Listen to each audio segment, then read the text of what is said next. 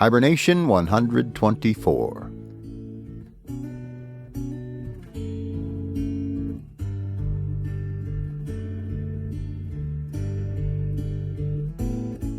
Grizzly's Growls presents Stories from the Hiber-Nation.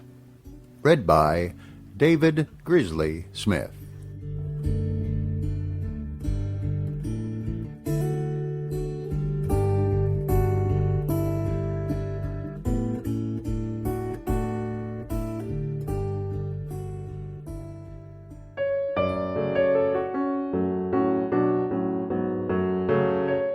John Stuart Mill, On Liberty. Read by David Grizzly Smith.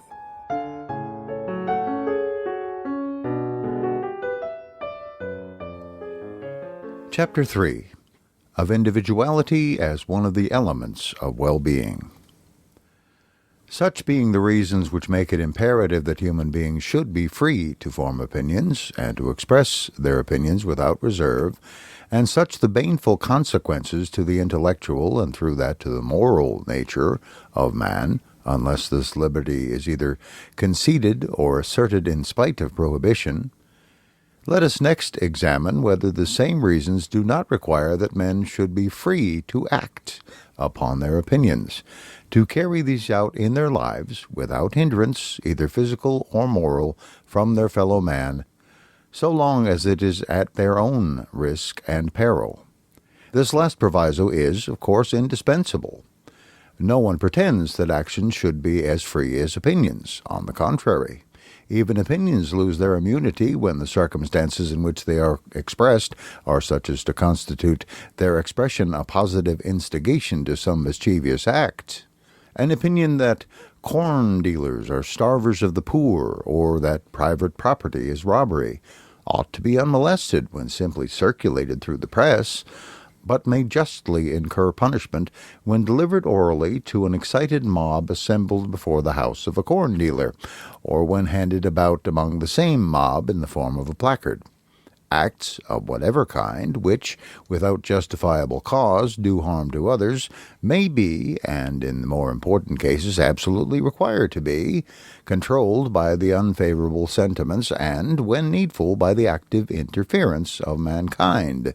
The liberty of the individual must be thus far limited. He must not make himself a nuisance to other people, but if he refrains from molesting others in what concerns them, and merely acts according to his own inclination and judgment in things which concern himself, the same reasons which show that opinion should be free prove also that he should be allowed without molestation to carry his opinions into practice at his own cost. That mankind are not infallible, that their truths, for the most part, are only half-truths, that unity of opinion, unless resulting from the fullest and freest comparison of opposite opinions, is not desirable, and diversity not an evil but a good, until mankind are much more capable than at present of recognizing all sides of the truth, are principles applicable to men's modes of action not less than to their opinions.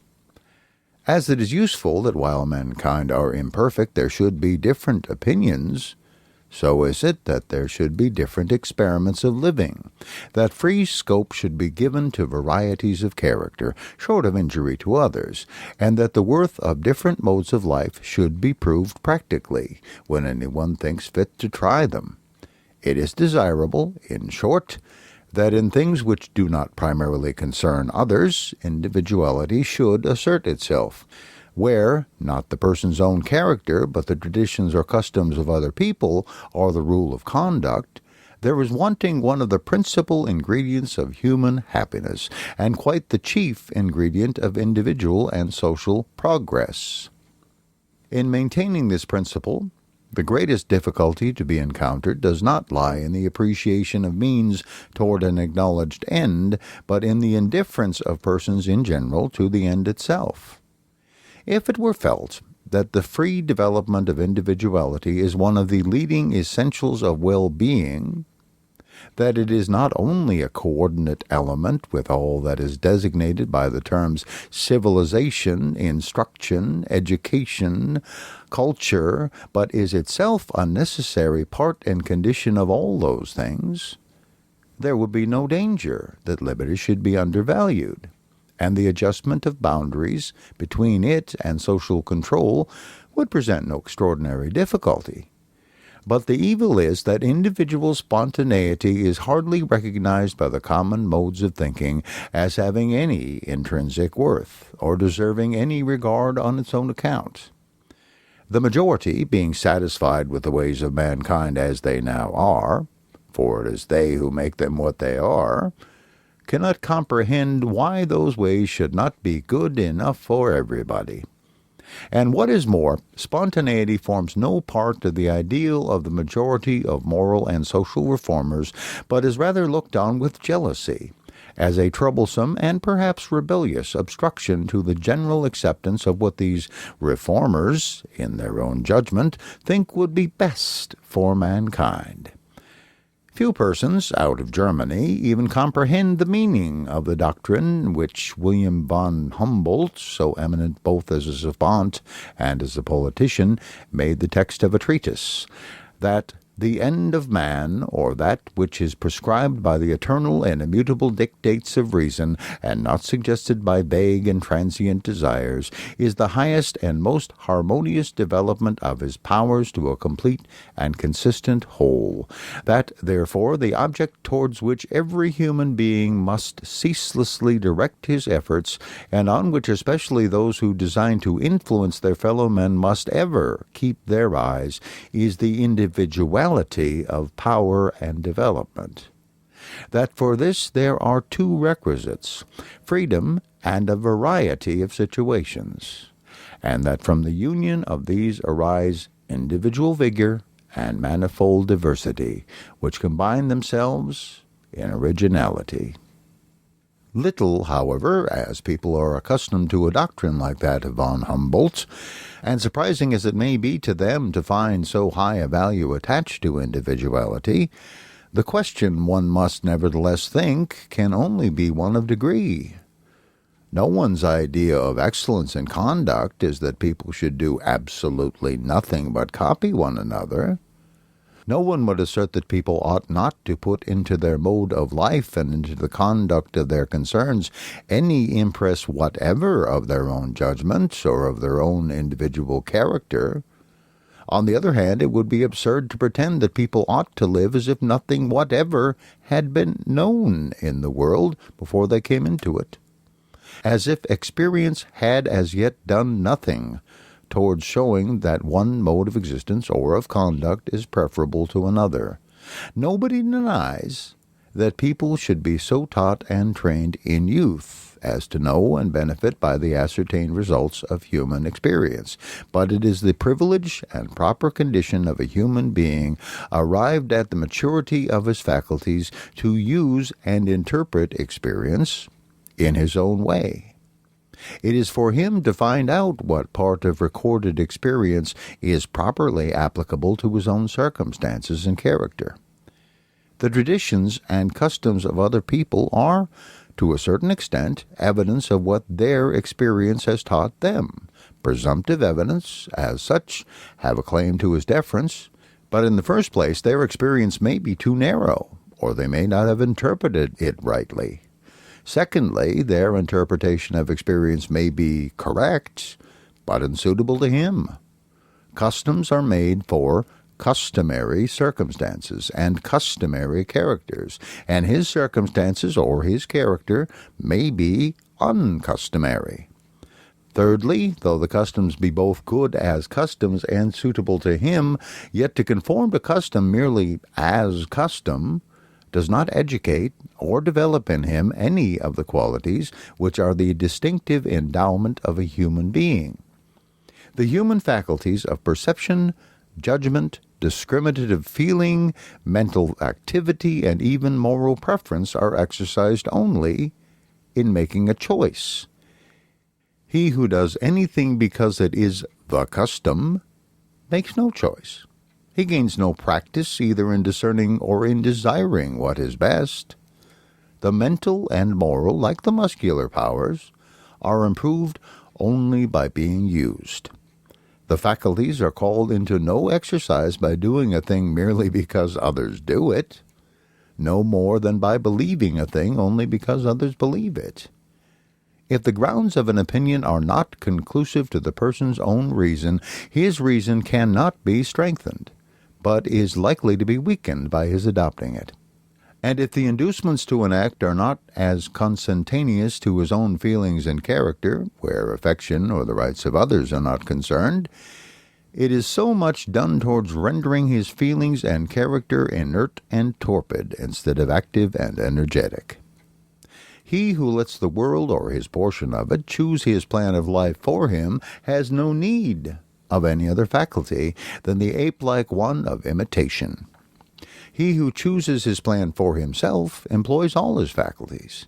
He must use observation to see, reasoning and judgment to foresee, activity to gather materials for decision, discrimination to decide, and when he has decided, firmness and self-control to hold to his deliberate decision.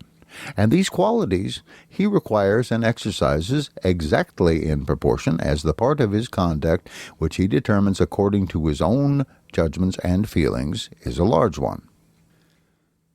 It is possible that he might be guided in some good path and kept out of harm's way without any of these things. But what will be his comparative worth as a human being? It really is of importance, not only what men do, but also what manner of men they are that do it. Among the works of man which human life is rightly employed in perfecting and beautifying, the first in importance surely is man himself. Supposing it were possible to get houses built, corn grown, battles fought, causes tried, and even churches erected and prayers said by machinery, by automatons in human form, it would be a considerable loss to exchange for these automatons even the men and women who at present inhabit the more civilized parts of the world, and who assuredly are but starved specimens of what nature can and will produce.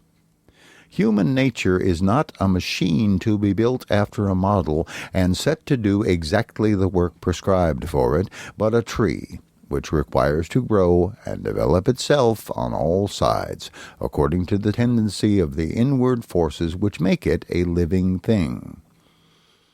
It will probably be conceded that it is desirable people should exercise their understandings, and that an intelligent following of custom, or even occasionally an intelligent deviation from custom, is better than a blind and simply mechanical adhesion to it.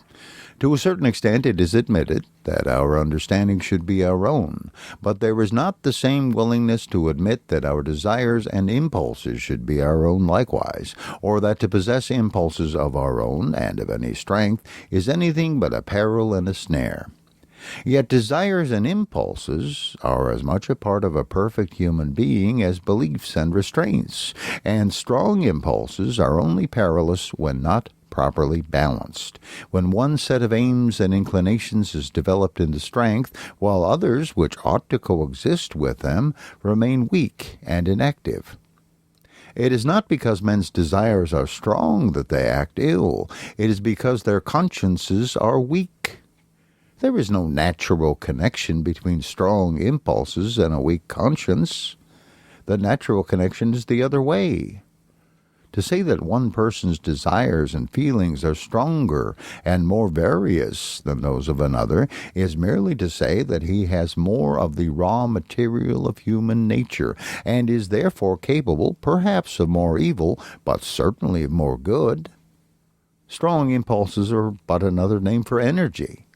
Energy may be turned to bad uses, but more good may always be made of an energetic nature than of an indolent and impassive one.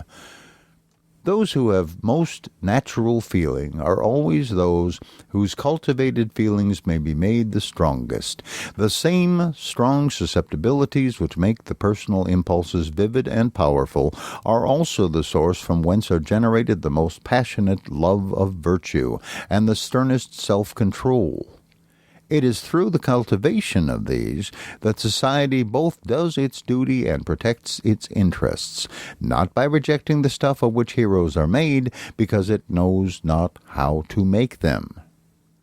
A person whose desires and impulses are his own, are the expression of his own nature as it has been developed and modified by his own culture, is said to have a character. One whose desires and impulses are not his own has no character, no more than a steam engine has a character. If, in addition to being his own, his impulses are strong, and are under the government of a strong will, he has an energetic character. Whoever thinks that individuality of desires and impulses should not be encouraged to unfold itself must maintain that society has no need of strong natures, is not the better for containing many persons who have much character, and that a high general average of energy is not desirable. In some early states of society, these forces might be, and were, too much ahead of the power which society then possessed of disciplining and controlling them. There has been a time when the element of spontaneity and individuality was in excess, and the social principle had a hard struggle with it. The difficulty then was to induce men of strong bodies or minds to pay obedience to any rules which required them to control their impulses.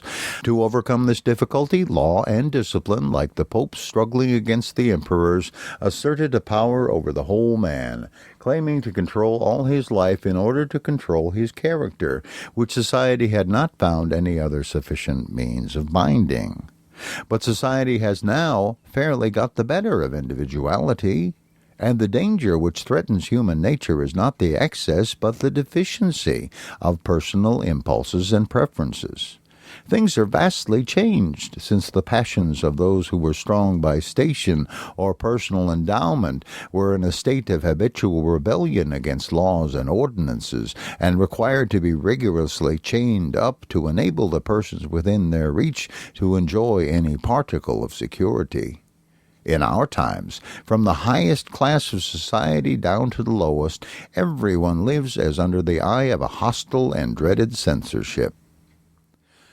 Not only in what concerns others, but in what concerns only themselves, the individual or the family do not ask themselves, what do I prefer, or what would suit my character and disposition, or what would allow the best and highest in me to have fair play and enable it to grow and thrive. They ask themselves, what is suitable to my position? What is usually done by persons of my station and pecuniary circumstances, or, worse still, what is usually done by persons of a station and circumstances superior to mine? I do not mean that they choose what is customary in preference to what suits their own inclination. It does not occur to them to have any inclination except for what is customary. Thus the mind itself is bowed to the yoke. Even in what people do for pleasure, conformity is the first thing thought of. They like in crowds. They exercise choice only among things commonly done. Peculiarity of taste, eccentricity of conduct are shunned equally with crimes, until by dint of not following their own nature, they have no nature to follow. Their human capacities are withered and starved. They become incapable of any strong wishes or native pleasures, and are generally without either opinions or feelings of home growth or properly their own. Now, is this or is this not the desirable condition of human nature? It is so on the Calvinistic theory. According to that, the one great offense of man is self-will. All the good of which humanity is capable is comprised in obedience. You have no choice. Thus you must do, and no otherwise. Whatever is not a duty is a sin. Human nature being radically corrupt, there is no redemption for anyone until human nature is killed within him. To one holding this theory of life, crushing out any of the human faculties, capacities, and susceptibilities is no evil. Man needs no capacity but that of surrendering himself to the will of God. And if he uses any of his faculties for any other purpose but to do that supposed will more effectually, he is better without them. That is the theory of Calvinism, and it is held in a mitigated form by many who do not consider themselves Calvinists. The mitigation consisting in giving a less ascetic interpretation to the alleged will of God, asserting it to be his will that mankind should gratify some of their inclinations, of course not in the manner they themselves prefer, but in the way of obedience, that is, in a way prescribed to them by authority, and therefore, by the necessary conditions of the case, the same for all. In some such insidious form there is at present a strong tendency to this narrow theory of life, and to the pinched and hidebound type of human character which it patronizes.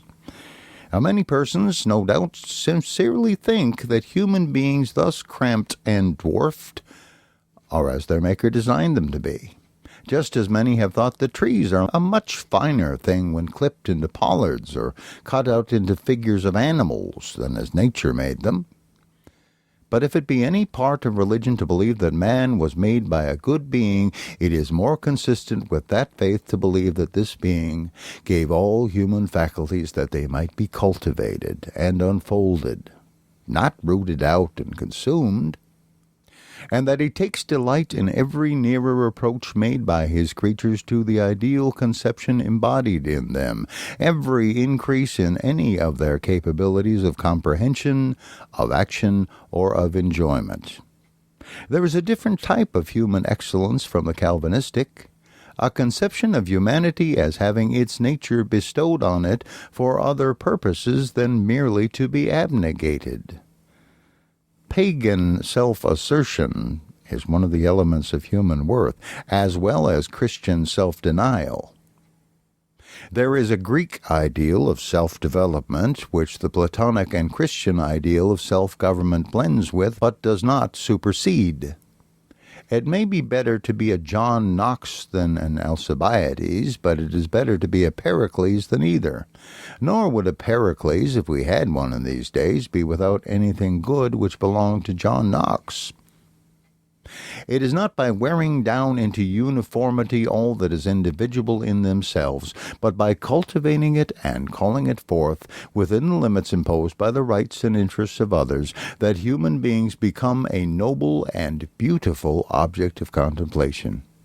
And as the works partake the character of those who do them, by the same process human life also becomes rich, diversified, and animating, furnishing more abundant aliment to high thoughts and elevating feelings, and strengthening the tie which binds every individual to the race, by making the race infinitely better worth belonging to. In proportion to the development of his individuality, each person becomes more valuable to himself, and is therefore capable of being more valuable to others. There is a greater fullness of life about his own existence, and when there is more life in the units, there is more in the mass which is composed of them. As much compression as is necessary to prevent the stronger specimens of human nature from encroaching on the rights of others cannot be dispensed with, but for this there is ample compensation even in the point of view of human development. The means of development which the individual loses by being prevented from gratifying his inclinations to the injury of others are chiefly obtained at the expense of the development of other people. And even to himself there is a full equivalent in the better development of the social part of his nature, rendered possible by the restraint upon the selfish part. To be held to the rigid rules of justice for the sake of others develops the feelings and capacities which have the good of others for their object, but to be restrained in things not affecting their good by their mere displeasure develops nothing valuable, except such force of character as may unfold itself in resisting the restraint. If acquiesced in, it dulls and blunts the whole nature. To give any fair play to the nature of each, it is essential that different persons should be allowed to lead different lives. In proportion as this latitude has been exercised in any age, has that age been noteworthy to posterity. Even despotism does not produce its worst effects so long as individuality exists under it. And whatever crushes individuality is despotism, by whatever name it may be called, and whether it professes to be enforcing the will of God or the injunctions of men.